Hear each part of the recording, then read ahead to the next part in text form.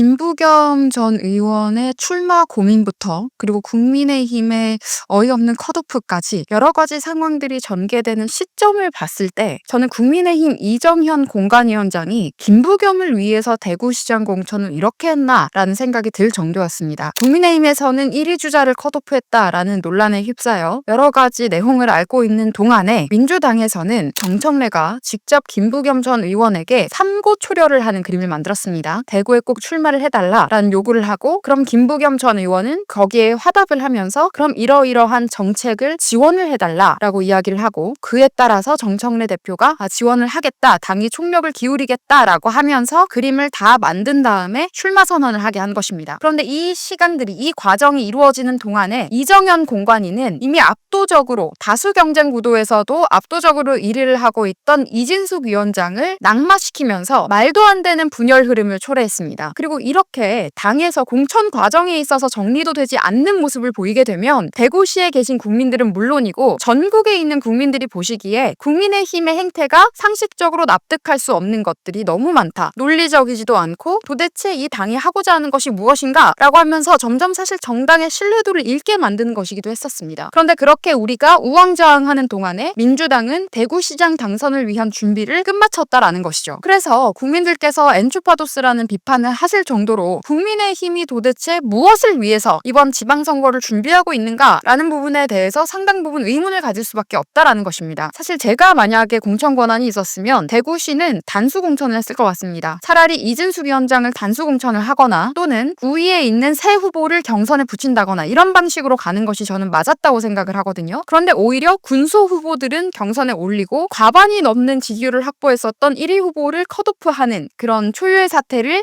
국민의힘이 직접 발생시켜서 대구시장 선거에서 없었던 리스크를 만든 상황입니다. 그리고 지금 이진숙 위원장도 대구시에서 활동을 이어가고 있고 그리고 또 같이 컷오프된 주호영 의원 같은 경우에도 불복하면서 가처분 신청을 접수한 상태입니다. 그러니까 이렇게 되면은 결국에 득을 보는 것은 대구에서조차 산만하게 싸우고 있는 국민의힘과 대구시장 선거를 위해서 하나로 힘을 합쳐서 준비하고 있는 민주당의 구도가 되기 때문에 상당히 불리해집니다. 사실상 민주당 후보를 당선시키기 위해서 국민의힘 공관위가 이런 짓을 저지른 것이 아니냐라는 비판을 받기에도 충분한 상황인 겁니다. 이기는 공천을 하겠다고 해놓고 사실상 지는 공천을 하고 있는 것이고 거기 더해서 이제 이정현 공관위원장이 본인이 직접 출마하겠다라는 의지를 밝혔단 말입니다. 지금 전남 광주 지자체장으로 본인이 출마하겠다라는 이야기를 하고 있는데 참 어이가 없습니다. 그러니까 본인이 출마를 하려고 한다면 공관위원장직을 수락하지 말았어야 돼요. 공관위원장이 출마하는 경우가 어디 있습니까? 정당사에. 그리고 여러분 혹시 민주당 공관위원장 이름 아시나요? 기사 제목에서 보신 적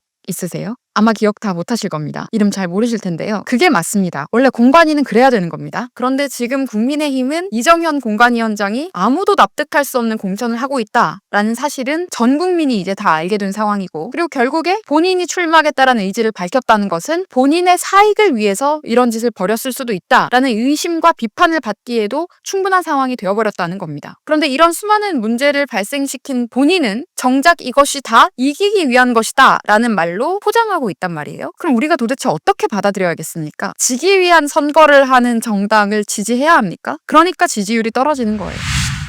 일각에서는 진작부터 당대표 연임에 대한 이야기도 계속하고 있는데 이게 연임이라는 게 제도에 있지는 않습니다. 그러니까 전당대회를 다시 열어서 재선거를 통해서 다시 선출이 되게 되면 그게 연임이 되는 것인데 가만히 있는데 임명직처럼 연임되는 제도는 지금은 없습니다. 그리고 이번 지방선거 결과가 어떻게 될지는 모르지만 당대표만 그 책임에서 혼자 자유로울 수는 없다고 생각합니다. 가장 큰 책임을 져야 할 자리이기도 하고 윤석열 대통령께서 Buck Stops Here이라는 명패를 올려놓고 업무를 보셨던 것을 알 겁니다. 최고 결정권자와 임명권자, 그러니까 최고 리더 자리에, 대표의 자리에 있는 사람이 쥐고 있는 것은 결정권과 임명권인데 최고 결정권자와 임명권자가 짊어져야 할 그 책임의 크기에 대해서 지금의 당 지도부 그리고 수많은 정치인들이 다시 한번 생각해 보기를 바랍니다. 그리고 그 다음 전당대회를 미리 염두에 둔다고 하더라도 지금 지방선거 준비 과정 중에 그리고 이렇게 어이없는 결정들을 통해서 오렌지색 개혁신당색 넥타이 사과라거나 결의문이라거나 또는 전륜 결의문이라거나 또 윤석열 대통령의 핵심 성과인 노동개혁 정책 그리고 의료개혁 정책에 대해서 비판을 하면서 기존에 있던 지지층까지 스스로 다 잃은 대표에 대해서 왜 계속해서 전당대회 시즌도 아닌데 연임 이야기를 하고 미리미리 본인들의 이권 또는 영달을 챙기려고 하는 듯한 모습을 보이는 것인지는 이해할 수가 없습니다. 그리고 설령 장동혁 대표가 당대표 연임을 목표로 한다고 하더라도 이렇게 어수선한 상황에서 그 이야기를 계속 꺼내는 것이 결코 도움되는 선택이라고 생각하지는 않습니다. 지금 당대표가 집중해야 할 것은 공천이 제대로 이루어지도록 하는 것 그리고 선거 과정에서 경쟁력 있는 후보들이 승리할 수 있도록 하는 것입니다. 지금 그런 메시지들이 먼저 나와야지 왜 경로한다는 메시지가 나온다거나 우리가 동의하지도 않는 가치에 대해서 동조한다거나 말도 안 되는 기회주의적인 모습들을 보이고 있다거나 그리고 거기에 더해서 연임 이야기를 왜 지금 하는 건지는 이 부분은 정말 납득할 수가 없습니다. 그리고 이 연임이라는 이야기는 대표로서 임기를 마치고 임기 중에 했었던 여러 가지 업적들에 대해서 이야기를 하면서 그때 꺼낼 수 있는 이야기입니다. 그런데 지금 아주 중요한 상황들마다 잘못된 결정을 하고 그리고 우리가 지지하지 않는 쪽으로 우리가 이해할 수 없는 방향으로 메시지를 계속해서 내고 있으면서 연임에 대한 이야기만 하게 된다면 이게 얼마나 기회주의적인 모습으로 또 보이겠어요. 그저 당리당략을 위해서 먼 미래의 이권을 미리 챙기는 모습으로밖에 보이지 않는 겁니다. 그렇게 하면 국민의힘 정당 이미지가 하락되는 것은 당연한 것이고 당대표 본인에게도 정무적으로 지금 올바른 선택이 아닙니다. 제가 계속 말씀드리지만 이미 엉망진창으로 시작을 하는 이런 지방선거에 대한 책임은 공관위원장도 물론이지만 이번 당 지도부도 그 책임을 함께 져야 할 것입니다. 공관위원장은 당대표가 임명합니다. 그런데 당대표가 임명한 공관위원장을 당대표와 별도로 보자라는 주장은 틀렸습니다.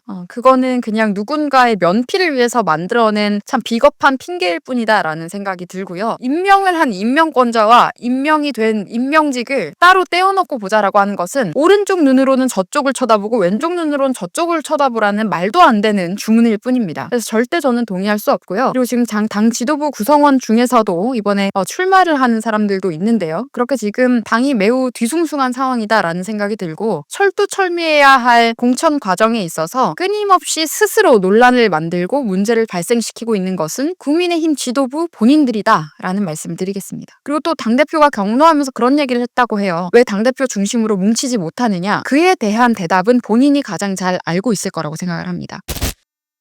지금 유승민 전 의원 경기도지사 차출설이 돌고 있습니다. 그리고 장동혁 대표가 계속해서 거듭 요청을 했다라는 굴욕적인 보도들도 나오고 있는데 1월에 장동혁 대표가 단식을 할 때 또 등장했었습니다. 그때 유승민 전 의원과 이준석 개혁신당 대표가 장동혁 대표 단식장을 찾았다라고 하면서 또 보도가 많이 되기도 했었는데요. 그때 저는 의아함을 느꼈습니다. 윤석열 정부를 겪어봤고 윤석열 정부 선대위 때부터 저는 계속 함께 했었던 일원으로서 이들이 결코 협조적인 인물들이 아님을 알고 있기 때문입니다. 그런데 나중에 결국에는 유승민 경기도지사 공천설로 확대되는 것을 보고 어쩌면 처음부터 이들이 운명 공동체 또는 소통을 하고 움직였을 수도 있겠다라는 생각이 들었어요. 근데 이 유승민이라는 인물을 할 사람이 없어서 찾았다라는 말은 더 이해할 수가 없는 것이 지금 유승민은 최근에 본인의 딸이 인천대학교 특혜 채용 논란에 휩싸였습니다. 인천대학교 특혜 채용 논란에 휩싸인 딸이 있는데 어떻게 경기도지사 출마를 할 생각을 하는지 저는 그것도 납득은 되지 않고요. 그리고 이 유승민이라는 인물은 윤석열 정부 당시에 중국인 투표권을 옹호했던 사람입니다. 윤석열 정부 초창기에 여당이었던 국민의힘과 함께 당정이 협의를 해서 중국인의 투표권에 대해서 제한하는 상호주의에 입각해서 제한하는 법안과 정책을 추진하려고 했는데 이때 당시에 유승민 전 의원이 방송에 나가서 했었던 것이 반일 감정 부추기나 오염수 선동도 함께 했었고요. 중국인들이 불쌍하니까 투표권은 줘야 된다라는 말도 안 되는 발언들을 하고 다녔습니다. 그렇게 하면서 오히려 중국인 투표권을 옹호하고 다녔고 폐지하려고 하는 사람들을 비판하고 다녔습니다. 그런데 이런 사람이 우리 당이 지향하는 가치와 맞습니까? 이런 사람을 그것도 경기도는 외국인 거주자들 비율이 높은 지역입니다. 이런 사람을 경기도의 도지사 후보로 차출을 해서 뭘 하겠다라는 것인지 이해할 수가 없습니다. 대구에서 세습받은 지역구에서만 당선이 되었던 사람 그리고 중국인 투표권을 옹호했던 사람 그리고 본인의 자녀가 인천대학교 특혜 채용 논란 논란이 있는 사람, 이런 사람이 경기도지사 선거에 출마해서 되겠습니까, 여러분? 적어도 경기도지사에 출마를 하려고 한다면 경기도에 있는 지역구에서 의정 활동을 한 사람 또는 정치 활동을 한 사람이 출마해야 되는 것 아닌가요? 사실상 은퇴가 되어버린 인물을 끌어올리면서 본인들과 가까운 인물들을 다시 한번 조명받게 해주려고 하는 것이 아닌가. 이 또한 경기도지사 선거에서 이기기 위한 선택이 아니라 본인들의 정치적인 계산, 지방선거 이후를 생각하고 하는 주장들이 아니냐라는 의심도 우리가 해볼 필요가 있는 것입니다.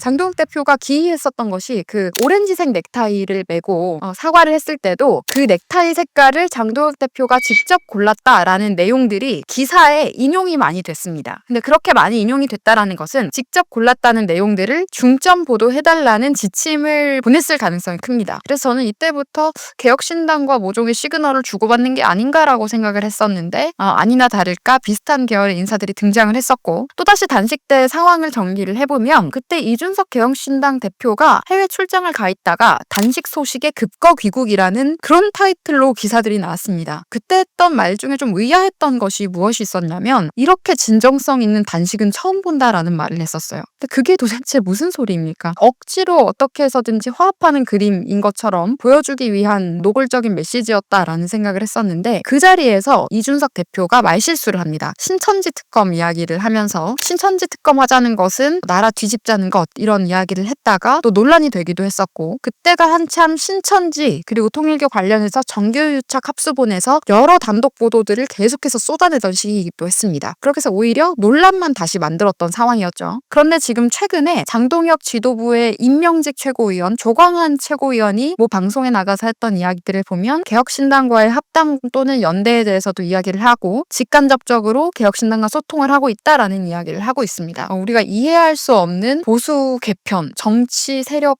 재편, 이런 이야기들, 국민이 동의하지도 않는 세력 개편에 대한 이야기를 본인들끼리 주입식으로 계속 프레임을 짜고 있는데 여러분, 이런 프레임에 절대 끌려가시면 안 됩니다. 10년 전에 박근혜 대통령 탄핵시키고 본인들이 그 이후에 반사 이익을 얻어서 기득권을 유지했던 그 방식을 그대로 이용을 하면서 또다시 본인들의 여러 가지 이권에 대해서 합리화하기 위한 여론 작업을 하고 있다, 그런 프레이밍을 하고 있다라고 저는 봤고요.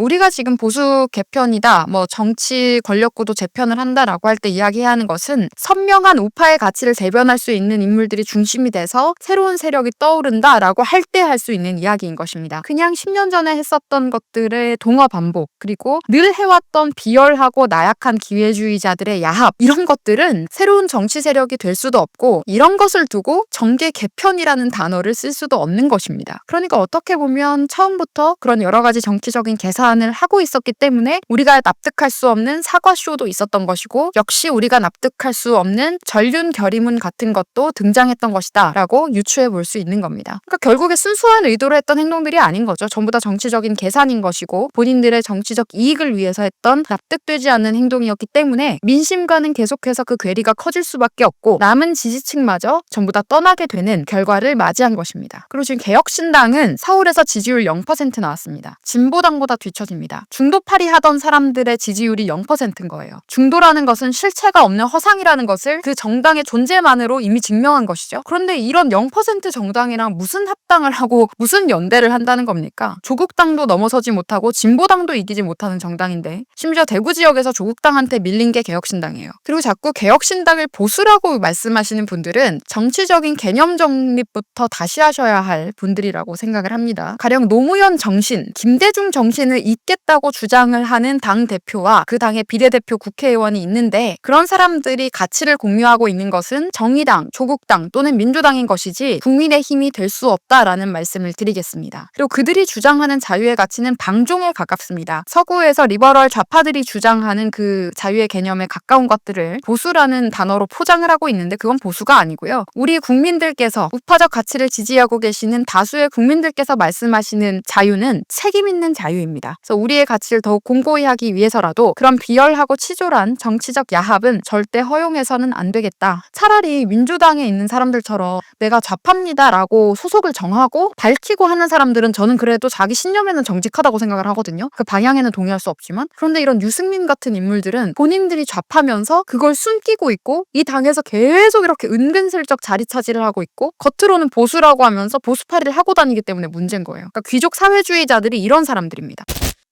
그리고 이런 가치 중심적인 정치가 제대로 정립되기 위해서는 여러분들께서도 목소리를 많이 내주셔야 합니다. 제가 늘 말씀드리는 것이 스스로 발신인이 되라 라는 말씀을 드리는데요. 본인이 가용할 수 있는 여러 가지 매체를 통해서 우리의 목소리를 더 널리 알리고 일상에서도 이런 이야기를 자연스럽게 우리가 가까운 사람들과 나누면서 더 많이 공론화시킬수록 우리의 목소리가 차지하는 크기가 더 커질 것이라고 생각합니다. 여러분들께서도 언제나 당당하게 일상에서도 자연스럽게 여러분들의 주장을 펼쳐주실 것을 당부드립니다.